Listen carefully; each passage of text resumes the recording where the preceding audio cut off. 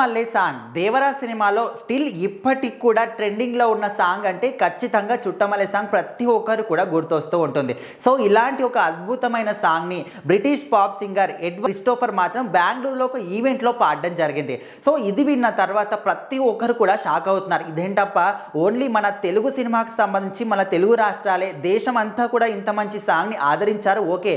కానీ దేశాలు దాటి దేశాల్లో కూడా మన తెలుగు సినిమా పాటలు అయితే ఇంతమందిని ఆకట్టుకుంటున్నాయి అని ప్రతి ఒక్క తెలుగు సినిమా ప్రేక్షకుడు, తెలుగు సినిమా ప్రేమికులు మాత్రం ఆశ్చర్యపోతున్నారని చెప్పుకోవచ్చు.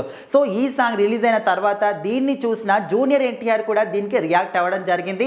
దానికి సంబంధించి ఒక పోస్ట్ని కూడా ఆయన పెట్టడం జరిగింది. మ్యూజిక్కి, సంగీతానికి, సాంగ్స్కి మాత్రం ఎలాంటి హద్దులు కూడా ఉండవు. ఇప్పుడు ఒక సాంగ్ అనుకుంటే అది దేశం దాటి దేశం, ఖండాలు దాటి ఖండాలు కూడా ఖచ్చితంగా వెళ్తుందా అంటే వెళ్తుంది అని చెప్పుకోవచ్చు. ముఖ్యంగా సంగీతానికి రాళ్ళు కరుగుతాయా, సంగీతానికి ఒక మనిషి చచ్చుబడిన మనిషి కూడా చెలిస్తాడంటే ఖచ్చితంగా మనం మన పూర్వీకుల నుంచి చూసుకుంటే ఇలాంటి ఒక సాంప్రదాయం కూడా ఉంది. మ్యూజిక్ థెరపీ అనే ఒక సాంప్రదాయం కూడా ఖచ్చితంగా ఉంది.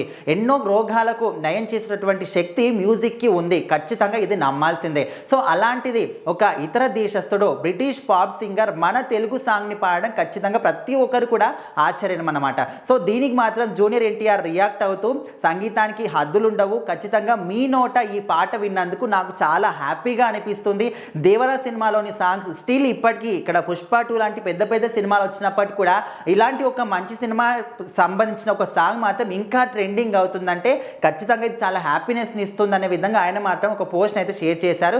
సో అది చూసిన తర్వాత ఇటు జూనియర్ ఎన్టీఆర్ ఫ్యాన్స్ కూడా మళ్ళీ రియాక్ట్ అవుతూ ఉన్నారు. సో మొత్తానికి జూనియర్ ఎన్టీఆర్ దేవరా సినిమాతో దాదాపు 6 సంవత్సరాల తర్వాత సింగిల్గా సినిమాతో వచ్చినప్పటికీ ఆ సినిమా అనుకున్న రేంజ్లో అంటే ఖచ్చితంగా ఆ రేంజ్లో హిట్ కాకపోయినప్పటికీ మంచి హిట్ అయితే సంపాదించింది అండ్ 50 రోజుల పాటు థియేటర్లో ఆడింది. సో ఇప్పుడు ఆ సినిమాకి సంబంధించిన ఈ సాంగ్ ఒక బ్రిటిష్ అంటే ఇతర దేశస్తుడు పాడడం అనేది చాలా గొప్ప విషయంగా ప్రతి ఒక్క సినిమా ప్రేమికుడు మాత్రం దీన్ని షేర్ చేస్తూ ఉన్నారు.